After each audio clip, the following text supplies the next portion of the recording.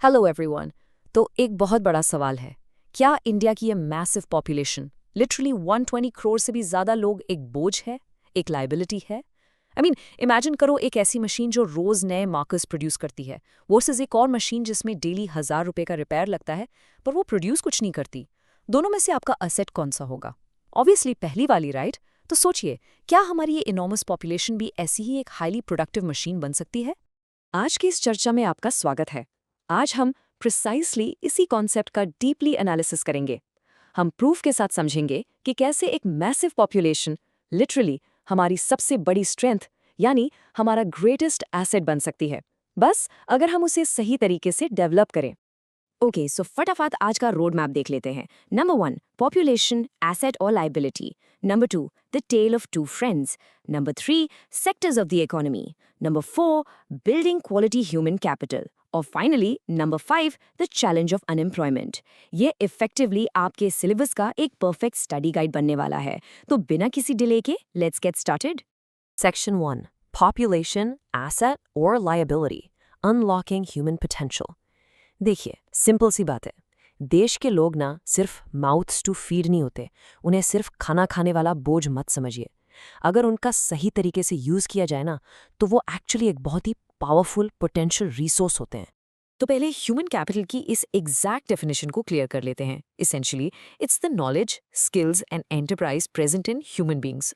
सोचिए, जैसे आप फिजिकल जमीन या किसी फैक्ट्री की मशीनरी में पैसे इन्वेस्ट करते हैं ना फ्यूचर रिटर्न्स के लिए, बिल्कुल वैसे ही जब हम एजुकेशन, प्रॉपर ट्रेनिंग और मेडिकल केयर के थ्रू ह्यूमंस में इन्वेस्ट करते हैं तो फ्यूचर में ये इन्वेस्टमेंट्स हमारी इकोनॉमी को मैसिव, लिटरली मैसिव रिटर्न्स देते हैं।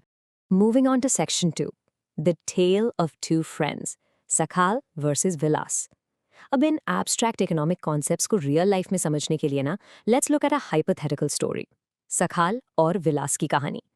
देखो, दोनों दोस्त एक ही गांव के हैं, पर दोनों की लाइफ का ट्रैजेक्टरी बिल्कुल बिल्कुल अलग रहा। Let's see why. And this brilliantly illustrates the absolute game changer that human capital is. एक तरफ हमारे पास सकल है, उसके पेरेंट्स ने उसकी एजुकेशन और हेल्थ दोनों में डायरेक्ट इन्वेस्ट किया। नतीजा क्या निकला? उसने एक आईटी डिग्री ली, एक सॉफ्टवेयर डेवलपर बना और आगे बढ़िया प्रमोट भी होता गया। दूसरी तरफ सैडली विलास की एक ट्रैजिक स्टोरी है। उसके फादर की डेथ हो गई, पैसे थे नहीं तो वो स्कूल अफोर्ड नहीं कर पाया, हेल्थ भी बेचारी की पुअर ही रही और मजबूरी में आकर उसे अपनी माँ की तरह गांव में मछलियां बेचनी पड़ी। So the crucial point we need to understand here is this virtuous cycle. Sakal का केस इसका प्राइम एग्जाम्पल है। एजुकेटेड और हेल्दी पेरेंट्स यूजुअली अपने बच्चों की हेल्थ, उनके न्यूट्रिशन और स्कूलिंग में बहुत केयरफुली इन्वेस्ट करते हैं। फिर बच्चा इन सब से स्किल्स गेन करता है, हायर इनकम अर्न करता है और इवेंचुअली वही बच्चा बड़ा होकर अपने बच्चों के लिए सेम साइकिल रिपीट करता है। ये जो गुड इन्वेस्टमेंट्स है ना, ये जनरेशन्स तक ऐसे ही कंपाउंड होते रहते हैं। लेकिन विलास की लाइफ से हम इसका डायरेक्टली ऑपोजिट कॉन्सेप्ट देखते हैं, which is a vicious cycle. जब पेरेंट्स खुद अनएजुकेटेड या इम्पावरिश्ड होते हैं ना, तो वो चाहकर भी अपने बच्चों की हेल्थ या एजुकेशन की नीड्स को अफोर्ड नहीं कर पाते। रिजल्ट, बच्चा अनस्किल्ड रह जाता है, जिंदगी भर फाइनेंशियली स्ट्रगल करता है और यही पॉवर्टी का ट्रैप अगली जनरेशन के लिए रिपीट होता रहता है। यहाँ बेसिकली लैक ऑफ रिसोर्सेज एक पोटेंशियल एसेट को सीधा एक लायबिलिटी बना देता है। Section 3, sectors of the economy, where do people work. अब यहाँ एक बड़ा सवाल ये आता है कि ये सारा ह्यूमन कैपिटल, ये सारी स्किल्स और ट्रेनिंग आखिर अप्लाई कहाँ होती हैं? लोग इनकम जनरेट करने के लिए एग्जैक्टली काम कहाँ करते हैं? वेल, इकोनॉमी के 3 मेन कोर सेक्टर्स होते हैं। Let's break this down with a really fun analogy. Primary sector, जैसे खेत में टमाटर उगाना, नेचर बेस्ड एक्टिविटीज और एग्रीकल्चर। सेकेंडरी सेक्टर, उस टमाटो को फैक्ट्री में ले जाकर उसका केचप बनाना, यानी कंप्लीटली मैन्युफैक्चरिंग और प्रोसेसिंग। और फाइनली टर्शरी सेक्टर, उस केचप को ट्रक में लोड करके मार्केट तक ट्रांसपोर्ट करना या फिर सिंपली सोसाइटी को टीचिंग और हेल्थ केयर जैसी सर्विसेज प्रोवाइड करना। अब इसके अंदर भी इकोनॉमी में हम नॉर्मली 2 तरह की एक्टिविटीज देखते हैं, मार्केट और नॉन मार्केट। मार्केट एक्टिविटीज वो हैं जहां आप प्रॉफिट या पे के लिए कोई चीज प्रोड्यूस करते हैं। जैसे एक फार्मर जब अपना टमाटर मार्केट में बेचता है ना, दैट्स अ मार्केट एक्टिविटी। लेकिन नॉन मार्केट एक्टिविटीज बेसिकली सिर्फ सेल्फ कंजम्पशन के लिए होती हैं, जैसे खुद के खेत का टमाटर खुद ही खा लेना। पर यहाँ एक बहुत historically important gender issue notice करना बनता है। डोमेस्टिक चोर्स, जो टिपिकली हमारे हाउस होल्ड्स में वुमेन परफॉर्म करती हैं, उन्हें हिस्टोरिकली इकोनॉमिकली वैल्यू किया ही नहीं जाता ऑल्दो सोचिए वो सोसाइटी फंक्शन करने के लिए कितने ज़्यादा इसेंशियल हैं। Let's look at Section 4, Building Quality Human Capital, the role of education and health. देखिए, किसी भी कंट्री की पॉपुलेशन की क्वालिटी डायरेक्टली इन्हीं दो मेन पिलर्स पर डिपेंड करती है।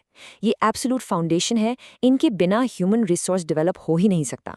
हमारी अपनी कंट्री में एजुकेशन का प्रोग्रेस ही नहीं लीजिए। 1951 में इंडिया का लिटरेसी रेट सिर्फ और सिर्फ 18% था, जस्ट 18।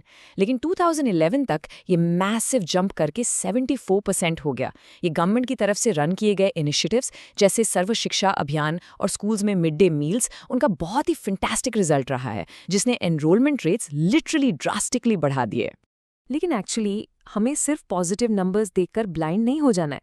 सच्चाई ये भी है कि there is a vast difference in literacy across different sections of the population. For example, male और फीमेल लिटरेसी रेट्स में अभी भी एक सिग्निफिकेंट गैप एग्जिस्ट करता है।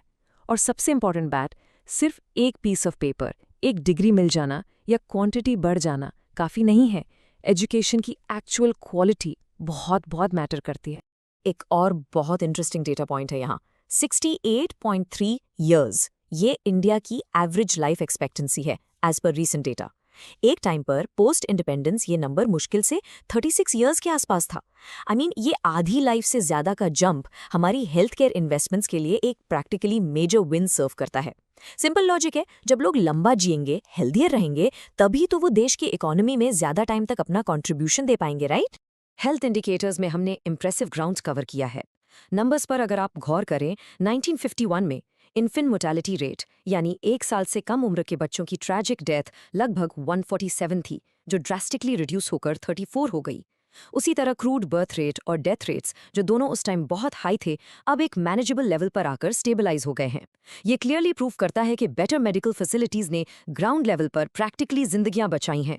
Moving to section 5, the challenge of unemployment, unused potential. अब यहाँ से हम थोड़ा टोन शिफ्ट करते हैं और एक फाइनल, थोड़ी कड़वी स्ट्रक्चरल रियलिटी को फेस करते हैं। आखिर क्या होता है जब केपेबल, हेल्दी और एजुकेटेड लोग एक्चुअली में काम तो करना चाहते हैं, पर उन्हें इस इकोनॉमिक सिस्टम में कोई जॉब ही नहीं मिलती? अपने एग्जाम्स के लिए और इन जनरल भी इस डेफिनेशन को बिल्कुल क्लियर रखें। अनएम्प्लॉयमेंट यानी बेरोजगारी एक ऐसी सिचुएशन है जहां 15 से 59 ईयर्स के बीच के लोग जो एक्टिवली मार्केट वेज पर काम करने के लिए विलिंग है, यानी जिनकी प्रॉपरली काम करने की इच्छा है पर उन्हें जॉब ना मिले। अगर कोई इंटेंशनली घर पर रहना चूज करता है और काम नहीं ढूंढ रहा, तो टेक्निकली उसे अनएम्प्लॉयड नहीं कहेंगे। अब अगर हम रूरल एरियाज में देखें तो वहाँ अनएम्प्लॉयमेंट के 2 मेजर रूप दिखते हैं। एक है सीजनल अनएम्प्लॉयमेंट। ये तब होती है जब फार्मर्स या लेबरर्स को साल के कुछ स्पेसिफिक महीनों में काम नहीं मिलता, टिपिकली जब सोइंग या हार्वेस्टिंग का बिजी टाइम नहीं चल रहा होता। दूसरा कॉन्सेप्ट एक्चुअली बहुत इंटरेस्टिंग है, डिस्गाइज्ड अनएम्प्लॉयमेंट। इसे आप हिडन अनएम्प्लॉयमेंट समझिए। एक क्विक एनालॉजी दूं, अगर एक खेत में काम सिर्फ 2 लोगों का है, लेकिन उसी फैमिली के 5 मेंबर्स डेली वहां काम कर रहे हैं, तो वो जो एक्स्ट्रा 3 लोग हैं ना, उनका पोटेंशियल बेसिकली वेस्ट हो रहा है। उन्हें डिस्गाइज्ड अनएम्प्लॉयड कहा जाता है। और वहीं अगर हम थोड़ा अपनी सिटीज की बात करें तो वहां सबसे बड़ा अर्बन चैलेंज है एजुकेटेड अनएम्प्लॉयमेंट। ये तब होता है जब हमारे यूथ के पास प्रॉपर डिग्रीज और ग्रेजुएशन क्वालिफिकेशंस तो होती हैं, उन्होंने अच्छी पढ़ाई भी की है, लेकिन इकोनॉमी में उनके लिए इनफ जॉब्स ही क्रिएट नहीं हुई हैं। ये एक डीपली फ्रस्ट्रेटिंग सिचुएशन बन जाती है जहां आपका एक पोटेंशियल एसेट पूरी तरह से एक लायबिलिटी में कन्वर्ट हो जाता है। And this basically brings us to the end of our explainer today. मैं चाहता हूं कि जाने से पहले आप एक सेकंड रुककर खुद से ये सवाल पूछें, are you investing in your own human capital to become a future asset? आज आप अपनी स्टडीज़, अपनी डेली स्किल्स और अपनी फिजिकल एंड मेंटल हेल्थ में जो एफर्ट डाल रहे हैं ना, बस वही डिसाइड करेगा कि कल आप इस देश के इकोनॉमिक इंजन को पावर देंगे या नहीं। थोड़ा सोचिए इस बारे में और आज ही से, अभी से अपने अंदर इन्वेस्ट करना शुरू कीजिए। Thank you so much for tuning in and keep learning.